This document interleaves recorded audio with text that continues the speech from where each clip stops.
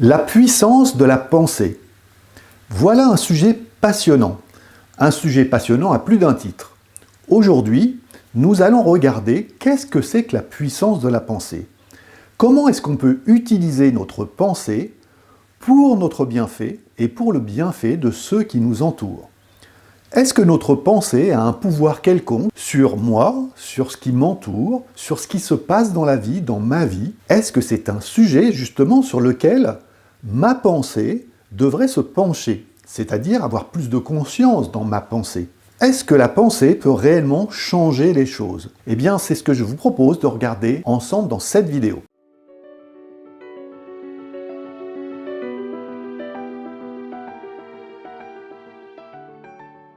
La puissance de la pensée. Alors c'est un sujet qui remonte vraiment, si on regarde l'histoire, ça remonte réellement à très très loin, puisque les premières traces de la puissance de la pensée, ou on va dire de certaines phrases, certaines citations qui parlent de cela, eh bien on retrouve ça même jusqu'à Bouddha, puisque Bouddha a lui-même dit « Surveille tes pensées, car elles créent ton présent ». Donc c'est réellement intéressant, on a trouvé d'autres traces, il y a d'autres traces dans différentes civilisations, chez les Navajo par exemple aux États-Unis, eh bien eux ils disaient « Surveille bien tes pensées et tes paroles, car ils créent ta réalité ». Et puis plus près de nous, dans les différents siècles qui se sont écoulés, eh bien on a trouvé des philosophes, des initiés, des personnes qui avaient réellement travaillé sur ce sujet et qui s'étaient penchés sur la puissance de la pensée, qui avaient cherché à transmettre en réalité leurs découvertes aux autres à travers des écrits, des livres ou plus tard des conférences. Et pour autant, on se rend compte qu'il n'y a pas eu réellement d'avancée dans ce sujet au niveau du comportement de chacun, c'est-à-dire qu'on continue à être dans le cercle de nos pensées, plus ou moins consciemment, plus inconsciemment qu'inconsciemment d'ailleurs, et on se laisse diriger et entraîner parfois dans des pensées qui nous amènent des tas d'émotions qui peuvent être relativement destructrices, négatives pour nous, pour ceux qui nous entourent, pour les autres. On continue à rester dans des schémas de pensée qui nous amènent à nous centrer sur nous-mêmes plutôt que nous ouvrir au collectif et aux autres. Et pourtant, depuis quelque temps maintenant, eh bien, il y a des recherches sur la puissance de la pensée dans le milieu des neurosciences, mais pas que, dans le milieu de la physique quantique aussi, et puis dans le milieu médical aussi, et il y a des découvertes qui ont été faites sur ce sujet qui sont juste extraordinaires.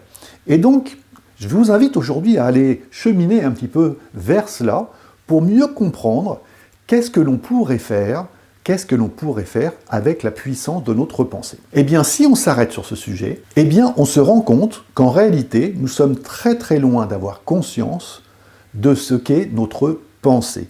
Comment on peut l'utiliser, cette pensée? Eh bien, en effet, les neurosciences et la physique quantique nous montrent que par nos pensées, nous pouvons créer et influencer réellement, tel qu'il a été dit dans le passé, notre présent et notre futur. Ça peut être aussi utilisé, cette approche, ces méthodes, puisqu'il y en a plusieurs, ça peut être utilisé au niveau de notre vie quotidienne pour nous-mêmes.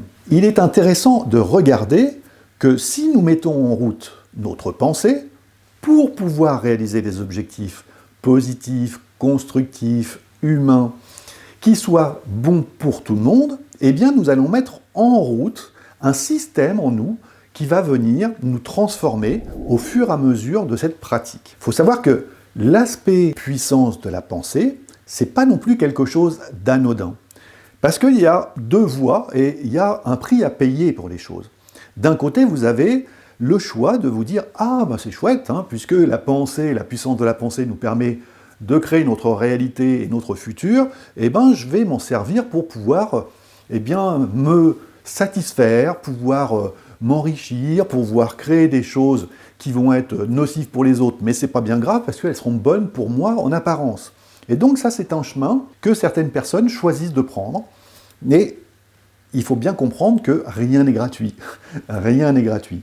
En réalité, quand on travaille sur la puissance de la pensée, pour transformer son état, transformer ce qui nous entoure, transformer les entreprises avec de nouveaux systèmes, et transformer la société éventuellement si tout le monde va dans ce sens-là, eh bien il y a des conditions à remplir et selon l'intention, je vous ai déjà parlé de l'intention dans une autre vidéo, que l'on va mettre derrière cette démarche, eh bien il va y avoir un prix à payer, puisque la puissance de la pensée déclenche quelque chose de très important, elle déclenche notre conscience et notre responsabilité par rapport à ce que nous faisons et ce que nous souhaitons. Donc, selon ce que l'on va souhaiter, eh bien ça va donner des résultats peut-être, mais le prix à payer va être conséquent par rapport aux actes et aux pensées que l'on va émettre. Donc d'un côté, le prix qu'il va y avoir à payer, c'est qu'il va falloir, eh bien évidemment, se remettre en question, revoir ses valeurs, savoir faire une introspection, savoir regarder quelles sont ses pensées réellement, quelles sont ses envies, ses besoins, et puis on va aller cheminer à l'intérieur pour identifier tout cela dans un premier temps, et puis ensuite commencer à construire un autre schéma de pensée pour pouvoir transformer notre présent et notre avenir. Si on fait ça, eh bien le prix qu'il y a à payer, c'est évidemment du travail, du temps qu'il va falloir passer à changer nos systèmes. Et pour que ça soit positif, justement, il faut que notre intention soit positive, c'est-à-dire qu'elle réponde aux 3 cercles dont je vous ai parlé dans les dernières vidéos. Alors j'en ai mis 4 puisque j'ai inclus la société entreprise, les entreprises en tant que société dans ces cercles. Mais en réalité, il y a 3 cercles. Est-ce que c'est bon pour moi? Est-ce que c'est bon pour les gens qui m'entourent? Est-ce que c'est bon pour la société? Eh bien, si mon intention répond oui à ces 3 cercles, eh bien, je peux construire ma pensée et commencer à la mettre en route, à formuler des choses intérieurement, puis ensuite à les formuler extérieurement par la parole, puis ensuite à les formuler, à les concrétiser dans mes actes, puisque mon intention, elle est positive et qu'elle va être tournée aussi vers les autres et pour le bien collectif. À l'opposé, si je m'amuse à me servir de ces méthodes pour mon intérêt personnel et pour générer des choses uniquement pour moi, alors que pour l'aspect, ce qui m'entoure et la société, c'est nocif, eh bien, il y a aussi un prix à payer qui va se payer comment? Eh bien, à travers des émotions, des problèmes psychologiques, des problèmes voire physiques, des problèmes de santé, des problèmes qui vont venir s'accumuler avec le temps et à un moment, il y a une addition qui arrive. Et tout cela parce que nous devenons responsables. Alors j'entends bien, hein, dès qu'on dit responsable, on voit la moitié de la salle qui s'enfuit, parce que c'est pas du tout quelque chose qu'on a envie d'entendre. Pour autant, il vaut mieux être conscient et responsable. Responsable, je vous le rappelle, ne veut pas dire qu'on est parfait, qu'on est un être exceptionnel et unique. Ça veut dire qu'on va cheminer, et que dans ce cheminement, oui, on peut trébucher, oui, on peut faire quelques erreurs, oui, à tout cela, et c'est ok ça, parce que notre intention est bonne et que nous allons apprendre et grandir au fur et à mesure, comme un enfant qui apprend à marcher. Et bien là, nous allons apprendre à penser. Eh bien, c'est ok, parce que derrière, notre intention est bonne. Par contre, si notre intention n'est pas bonne, eh bien là, c'est différent. Et on ne peut pas se mentir. En tous les cas, on peut se mentir à soi, mais on ne peut pas mentir, c'est un peu vaste comme sujet, mais on ne peut pas mentir à la vie, qui voit bien, au fond de nous, quelle est notre intention réelle, même si on se la cache à nous-mêmes à travers toute une histoire qu'on veut et qu'on peut se raconter. Donc, c'est vraiment quelque chose de passionnant. D'ailleurs, il y a même eu des émissions qui sont passées à la télé, au niveau médical, je parle, des émissions qui parlaient de cas de personnes qui se sont soignées par la pensée. Alors, attention, ils continuent à suivre leur traitement, etc. Mais grâce à la pensée, il y a des cas complètement inexpliqués qui se sont passés parce que la personne a mis en place un processus de pensée qui a généré une guérison qui reste inexpliquée au niveau médical, mais qui pour autant est confirmée. Donc il y a vraiment des sujets à ce niveau-là, il y a des vrais sujets au niveau du sport, au niveau des études. Ça peut s'appliquer réellement dans énormément de domaines, et ça, eh bien ça peut transformer en effet notre existence. Ça peut transformer notre existence, ça peut transformer l'existence de ceux qui nous entourent et de la société. Nous avons le pouvoir de nous changer, nous. Nous avons le pouvoir de changer notre comportement, notre façon de penser. Et si on commence à faire cela, eh bien, on rentre dans un schéma différent. Et en physique quantique, ce qui est prouvé, en tous les cas montré, c'est que tout est énergie et vibration. Absolument tout. Nous y compris. Et donc, la pensée, c'est une vibration qui va se propager autour de nous, qui va se propager sur notre passage, et qui va venir influencer absolument tout ce qui nous entoure, nous en premier, puis ensuite tout ce qui nous entoure et tous les lieux où nous allons passer, tout ce que nous allons faire. Ça vient influencer parce que nous sommes dans cette énergie qui est partout, globale, et nous venons nous fusionner à cette énergie. La physique quantique étudie ça depuis déjà un certain temps et il y a vraiment des découvertes extraordinaires dans ce sujet. Donc ce n'est pas quelque chose d'anodin, mais c'est une vraie pratique que l'on devrait commencer à faire rentrer dans notre quotidien, que l'on devrait apprendre, parce que ça s'apprend. Et c'est vraiment quand on pratique ça au quotidien qu'on arrive vraiment à transformer les choses, parce que, encore une fois, je n'ai pas le pouvoir de changer énormément de choses qui se passent dans la vie, par contre j'ai le pouvoir, du coup, de créer mon présent et mon futur à travers mes pensées. Et là, on peut remonter loin.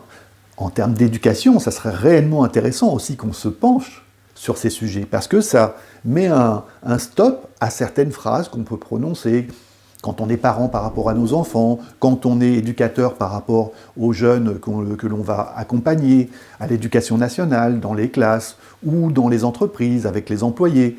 Il y a des tas de choses qu'on bannirait complètement de notre langage parce qu'on comprendrait, on aurait conscience de l'impact que ça a en réalité sur l'autre et de l'impact négatif que ça peut avoir sur l'autre. Et si on chemine dans cette voie, eh bien l'impact sur la société, on va vite le voir. Hein.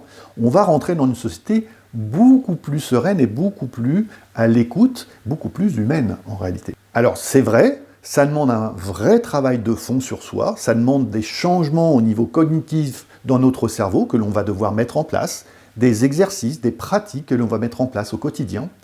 Mais je vous garantis que si on va sur ce chemin, évidemment, les résultats sont juste bluffants. Et ils vont l'être aussi pour nous, hein, parce qu'on va réussir à faire certaines choses que même nous, peut-être, on aurait eu du mal à y croire. Et puis, on va déclencher de nouvelles opportunités, parce qu'on va changer en termes de vibration, on va installer quelque chose de plus positif, de plus dynamique, de plus vivant, de plus humain, de plus bienveillant, qui va attirer d'autres choses à nous, qui va ouvrir d'autres portes sur notre chemin de vie. Et puis à ce moment-là, on va commencer à avoir un vrai changement de fond dans notre existence. Mais c'est vrai qu'il faut du courage pour faire ça. Il faut du courage parce qu'il va falloir se remettre en question. Il va falloir se mettre et passer à l'action. Il va falloir d'abord analyser, comme je vous le disais tout à l'heure, quelles sont réellement nos pensées, quelles sont réellement nos intentions, dans quel sens vont nos pensées, quelles sont nos pensées limitantes, quelles sont nos croyances qu'on croit est une réalité, mais qu'en réalité ce ne sont que des pensées qu'on entretient depuis des fois des dizaines d'années, depuis notre enfance. Et vu qu'on les entretient depuis si longtemps, c'est devenu des réalités pour nous. Mais ce ne sont que des pensées. Comment changer ce système dans nos pensées pour passer à l'action et faire en sorte que notre avenir soit radieux, rayonnant, humain, et qu'on puisse rentrer dans une société beaucoup plus à l'écoute des autres et à l'écoute de soi pour créer un environnement qui va se construire sur quelque chose basé sur l'humain, basé sur quelque chose de plus grand que nous. Il faut bien comprendre que tout ce que nous faisons, tout ce qui se passe, part de l'intérieur.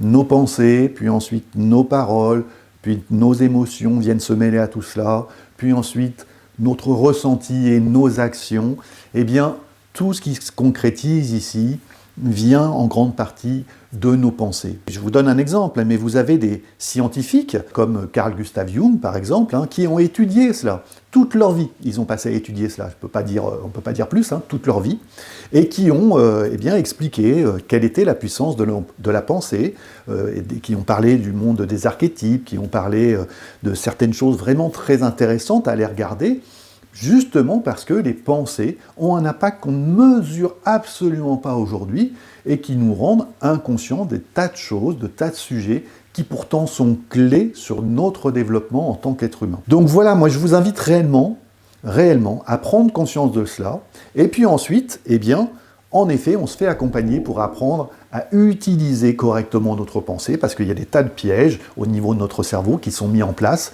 pour pouvoir aller à l'encontre de cela. Alors c'est un autre système qui demanderait une autre vidéo pour expliquer pourquoi est-ce qu'il y a évidemment une résistance qui se met en place quand on veut travailler sur ces sujets-là. Eh bien, en effet, c'est mieux de se faire accompagner. Alors, accompagner ne veut pas dire dépendant de quelqu'un. Accompagner veut dire qu'on passe par un professionnel, comme très souvent quand on veut apprendre quelque chose, pendant un certain temps, parce que lui-même a fait ce chemin. Il va nous apporter les méthodologies, il va nous apporter les points d'alerte, il va nous montrer quels sont les pièges à éviter. Et une fois qu'on a compris le fonctionnement et qu'on a appris cela, eh bien, on devient autonome et on va pouvoir mettre tout seul en place ce système et ces nouvelles habitudes qui vont porter le fruit. Donc, moi, je vous invite vraiment à réfléchir à cela, à prendre conscience de ça, à vous pencher sur ce sujet, à vous faire accompagner pour cela, parce que c'est indispensable si on ne veut pas jouer aux apprentis sorciers, encore une fois, comme d'autres sujets de l'intelligence émotionnelle. Et puis, vous constaterez par vous-même, très rapidement, les bienfaits que cela va avoir sur vous, sur votre environnement. Et puis la société, ça vient après, évidemment, une fois qu'on a fait ce cheminement et qu'on est réellement sur ce chemin depuis longtemps, eh bien, en termes de vibration, on dégage vraiment autre chose, ce qui attire à nous vraiment d'autres choses aussi. Voilà, bien écoutez, je vous laisse cheminer sur cela. Si vous avez des questions, n'hésitez pas, comme d'habitude, à me les poser en message privé, comme vous faites très souvent, ou ouvert, il n'y a aucun problème non plus, j'y répondrai avec grand plaisir. Et puis, écoutez, je vous donne rendez-vous très bientôt pour une autre vidéo sur un des sujets de l'intelligence émotionnelle et de la construction de l'être humain. Prenez soin de vous.